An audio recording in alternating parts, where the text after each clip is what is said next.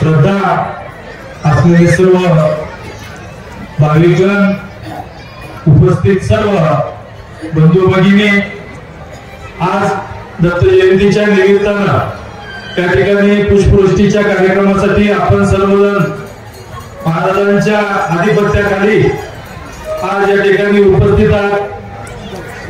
खरं म्हणजे महाराजांचं मनापासून आभार मानतो की खऱ्या अर्थाने डॉक्टर समाजातील एक डॉक्टर म्हणून काम करण्याचं आज शिवाजी महाराज काम करतात।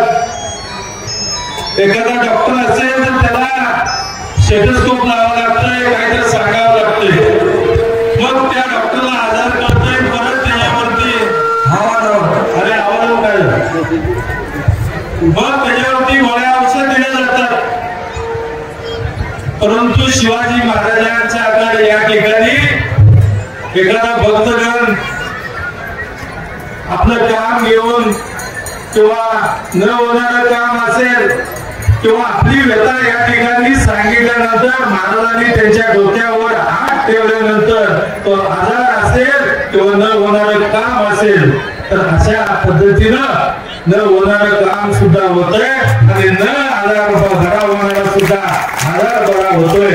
असे समाजातील डॉक्टर आज या ठिकाणी म्हणून काम करतात। अतिशय त्यांचंही मनापासून आभार मानतो की अशाच पद्धतीनं अखंडपणे सेवा समाजाची महाराजांच्या हातून घडतेच आहे, यापुढेही घडो आणि नक्कीच समाजामध्ये एक चांगलं परिवर्तन करण्याचं काम आज येणारी पिढी, येणाऱ्या पिढीला या ठिकाणी जे संस्कार शिकवायचे आहेत, संस्कार द्यायचे आहेत, ते आज आपण देण्याला कुठेतरी कमी पडतोय असं म्हणायला अवघड ठरत नाही।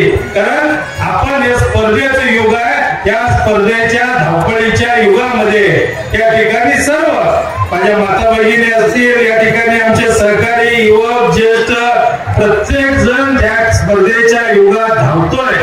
परंतु हे धावत असताना येणाऱ्या पिढीला या ठिकाणी आपल्या धर्मामध्ये ज्या ठिकाणी ज्या पद्धतीची शिकवण द्यायला पाहिजे ती शिकवण देण्याची आवश्यकता आहे। म्हणून या ठिकाणी महाराज आपली या समाजाला खूप गरज आहे, येणाऱ्या पिढीला सुद्धा आणि आम्हा सर्वांना सुद्धा या ठिकाणी शिकवण देण्याची अत्यंत गरज आहे।